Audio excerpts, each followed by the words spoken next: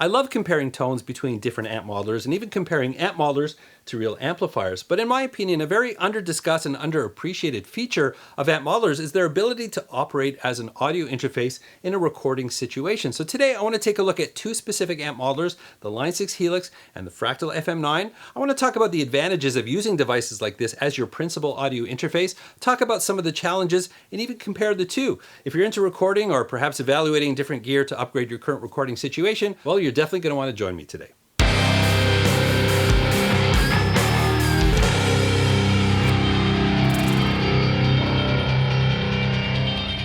Hey there, I'm Dan, the self-proclaimed Lonely Rocker. Thank you so much for joining me today. If you're into guitars, related gear, and hearing how it sounds when you record it, well, perhaps you've come to the right place. Well, an audio interface is an integral component of any recording situation. And in a home recording environment where perhaps you don't have the biggest budget in the world, efficiency is really important. Now, when you start to add up all the different components you need when building your studio or upgrading your studio, the audio interface is going to factor heavily in that. They come at all different prices, but depending on what you're recording is really going to determine the type of audio interface you need. Now, if you're principally recording guitars and bass, an amp modeler may actually be the best solution for you. Now, if you got to record live drums, I'm not going to tell you to use an amp modeler. You're not going to have the inputs available. But certainly for recording guitar and bass, Line 6 Helix and the Fractal FM9 are exceptional solutions because they're going to offer features above and beyond what a standard interface can handle. Now, I've migrated from using a standard audio interface to using these two devices as my principal audio interfaces, so I have a lot to share on the matter. So why don't we dive into the advantages that both offer?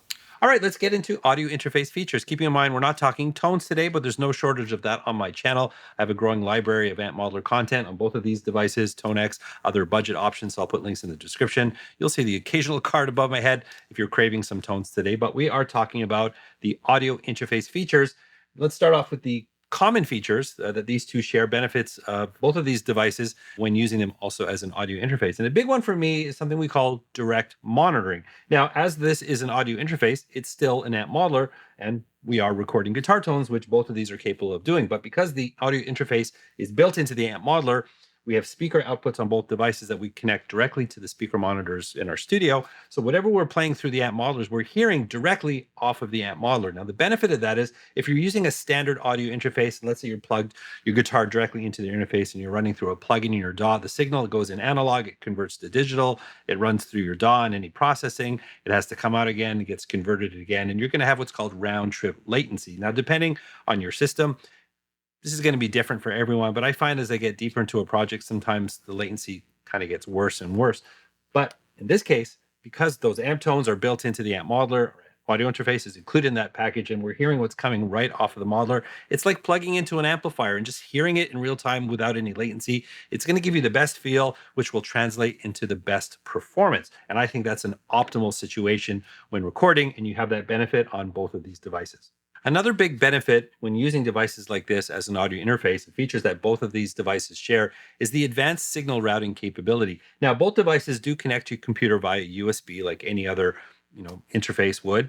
You've got different types of connections, but in this case, they're both a USB 2.0, I believe. But there's also all of the analog inputs and outputs on the devices themselves, things of send return loops, things like that, which means you can loop in any device that you want into your modeler. So you can bring in pedals. We can even bring in amplifiers. I'm going to talk about that a little more in a second. But not only can you bring them in, you can manipulate that audio. You can create custom signal chains and do pre-processing and things like that. And that advanced signal routing on both of these devices really is a major league advantage of using devices like this as an audio interface, because that's not something you can do with a standard interface, because in that case, it's basically just I/O and conversion. You don't have all the processing capabilities or the ability to bring in sources like this can. Again, recording guitar and bass, it's designed to create signal chains for those instruments. So all that I/O that's built into the devices, that's sort of an added benefit when using it as an audio interface, because you have access to that signal flow, move things around, customize things. And that advanced signal routing capability is something that both of these devices have, and it's a real advantage when setting yourself up for recording. Now, another huge benefit of both of these devices and devices similar to this is keeping in mind that these devices, as I said, do connect your computer via USB. So that unlocks a number of ins and outputs through one connection. So in doing so, when recording through here, imagine you've got whatever your favorite preset with amps and cabinets and effects and things like that, and you can send that out as a stereo pair, and that can go into inputs 1 and 2 in your DAW. You can change this all through signal routing, but we'll talk sort of stock configuration. So in both cases, you'll send that finished tone as a stereo signal, or mono if you choose, that will go by USB into the particular input in your DAW. But simultaneously, they're both sending a DI signal. So because your guitar plugs into the modelers, all the processing happens. You're hearing it in real time through direct monitoring. Then the USB is carrying multiple signals into your DAW. And one of those signals is that direct signal from your guitar. Now that is your ace in the hole when recording. There's a number of reasons why you want to do that. For me, when I'm writing a song, I'm working out parts, I'll just pick out a favorite preset, get that real-time monitoring feel. It lets me be creative and lay down some cool tracks. But at the same time, I'm recording this DI signal, which means I can revisit that guitar later, apply a different amplifier through the modeler or reamping through amps. We'll talk about that in a second. Imagine you're doing a session and you got your guitar player there for one day, and another buddy was going to loan you an amp and he didn't show up. No big deal. You can record whatever you want through your amp modeler, get it in the system, make sure you record that DI. And once you have that DI, it's like you have your guitar player there. You can apply other amps and other things to it later on. And it's a big advantage of using something like this. Get that feel while you're recording, have some good sounding tones, but not being locked in, because you can record a DI that you can change into whatever you want later on. So another huge advantage both of these devices share, and I teased that already, and that's reamping. That's the process of taking that DI signal that we recorded, sending it out of the DAW, back through our boxes here, and then back in. The advantage of that is that, let's say you recorded something, you picked, let's say, a Marshall kind of tone, you get it in there and you listen, and you said, well, I'd like to have something a little more modern. You know, the convenience of using plugins, obviously it's easy to change that. Well, it's almost the same thing, because you've got that DI. Now you can loop it back out. You can change the amplifier, say, oh, I need something a little bit more modern high gain. No problem. As long as you got the DI, you can reamp it through the modeler, send it back into your DAW, just record it in real time. I talked about using real amplifiers, which is something that I do. I record direct through load boxes, so I have that line level signal that I put into the modelers.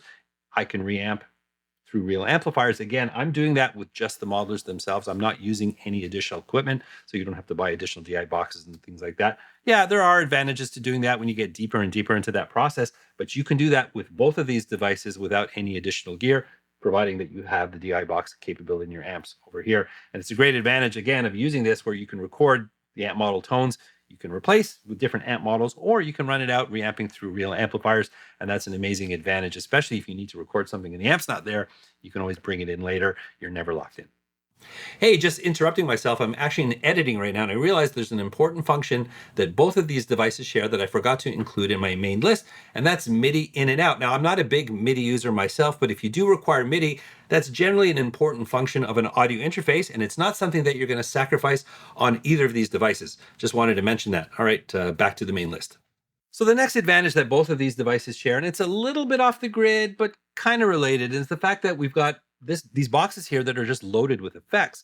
Now, not talking about the sounds directly, but because we've got the advanced signal routing capability, we have the ability to send signals in and out, we can actually process non-guitar instruments. You got a great reverb in here that you want to apply to a vocal, no problem. Similar to the reamping process, we can take that vocal track, we can loop it out through the built-in audio interface. We can create a signal chain here just for that vocal, compressors, reverbs, whatever you want. Process that, send it back. We can put it like fully wet on the track, and then we can mix that in. A lot of different things we can do. Suddenly these things become outboard gear. Now, we think about in terms of budget, when you start to price all the different things that you need. If you got to buy the audio interface, you need to buy a couple of amplifiers, a couple of effects boxes, that price is going to go up and up. Suddenly something that's $2,000 doesn't seem so expensive anymore, because you're getting all your amps, you're getting all your effects, you're getting your audio interface, you're getting signal routing capabilities, all in one box. And the ability to process virtually every track in your DAW or in your project, it's a big advantage, because now you've got a multi-effects unit here that can act as outboard gear, route it through the built-in audio interface. It's super simple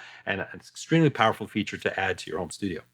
So the last benefit of using both of these, something they both share, is they both have a desktop application. Now, that desktop application is going to give you access to all of the features of the modelers, building signal chains and things like that. But because we were talking about the audio interface side of these devices, that's included in the application. Now, you're sitting here at your desk, you've got your hand on your mouse, you need to adjust some signal routing, or you want to change the USB port or whatever you want to do. You can do that through the application right from the desktop. You don't have to touch the devices. And in my case, I have them sitting conveniently right here. You might not. So if you want to have easy access to all of the features of the modelers, but specifically, signal routing and things like that, well, those are both available via these great desktop applications. They both have them. And again, it just makes that workflow even easier and makes these devices even more powerful. All right, now I want to talk about some of the differences between the Line 6 Helix and the Fractal FM9. This is the things you need to think about. You've narrowed it down to these two, which one is better for you. So I want to share some of the main things that are different between the two, perhaps to help you decide which one might be better for you. So the first thing, now both of these modelers, when we say natively, they come out of the box, we take the USB cable, we plug it into our computer. Natively, they both record a sample rate of 48K. Now, the Fractal FM9 can only record in 48K.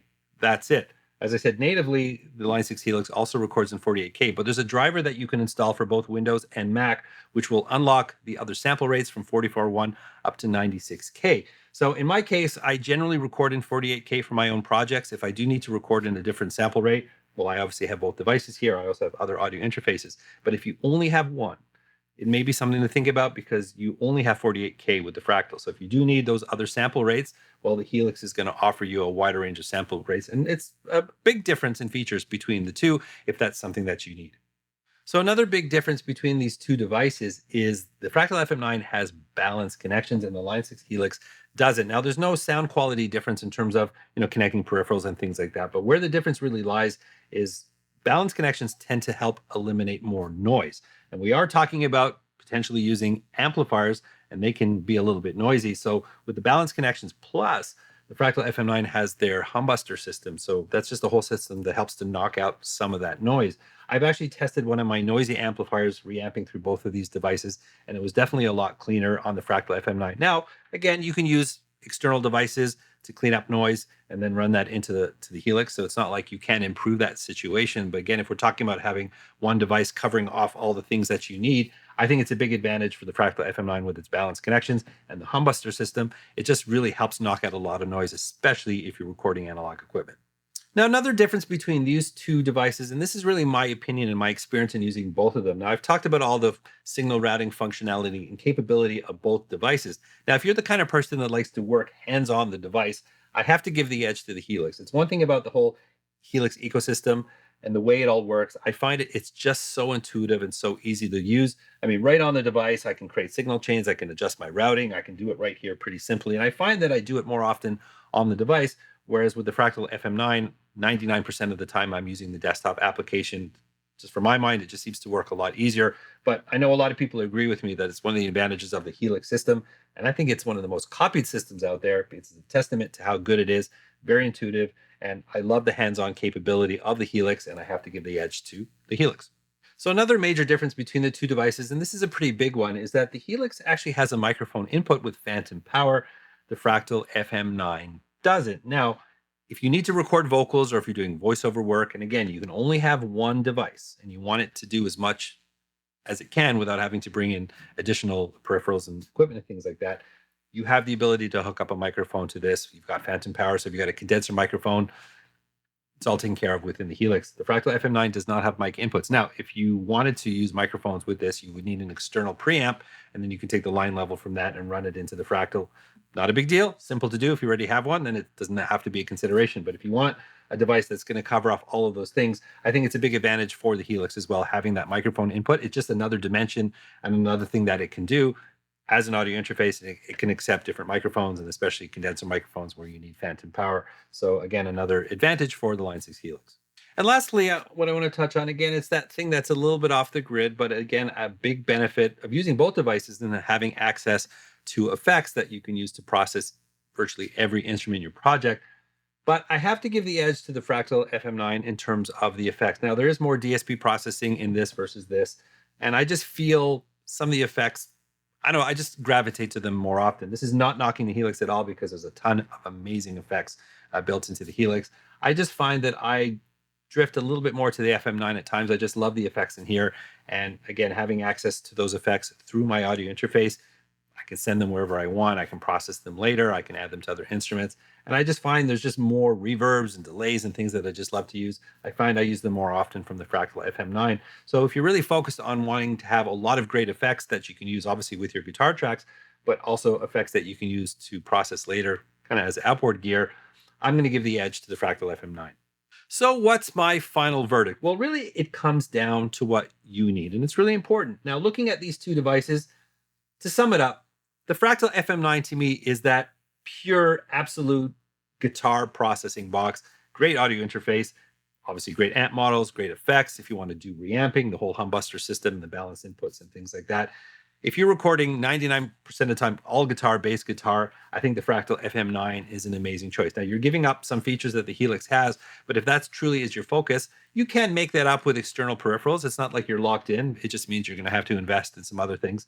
And I don't know a studio where you don't have to buy other things. So if you're planning to sort of continue to grow, it's not like you're locked in here, but if you want to jump in and have a really great box that's going to cater to your guitar, I think the Fractal FM9 is a solid choice. Not taking anything away from the Line 6 Helix, but I would look at the Helix as the ultimate all-in-one. You're not really compromising most of the features you have on the Fractal FM9. It does things a little bit differently. I find the signal routing and just using the device hands-on so much easier than the Fractal FM9. There's a lot less of a learning curve, and you have a bit of everything. You've got the microphone input, so that's one extra feature that you have built in here that you don't have on the Fractal FM9. You have that range of sample rates, so a little bit more diverse there in terms of your capabilities in your studio, having options of different sample rates. You just will never have that capability here in the Fractal FM9. So if that's something important to you, it's a no-brainer. So really, to sum it up, the ultimate guitar recording box, and the Helix is sort of that ultimate all-in-one that's just a little bit more flexible, bringing in some other features. But two really solid devices, and honestly, I don't think you can go wrong with either one of them.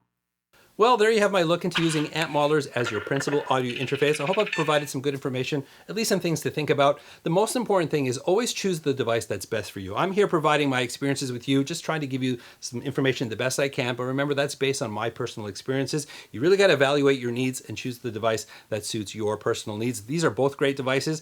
Will both serve you well in different capacities. It's up for you to decide which one is best for you, and you could go off the grid because there's a lot of other great products that can also do the same thing. I just gave you perspective here on too. So choose wisely and always choose what's best for you. But anyways, if you have any thoughts, any further questions at all, that's what the comment section is for. And if you did enjoy this video, please don't forget to like, subscribe, and ring that bell. And while you're down there, there is a ton of amp modeler content on this channel. And one of the modelers that I talked about today is the Line 6 Helix.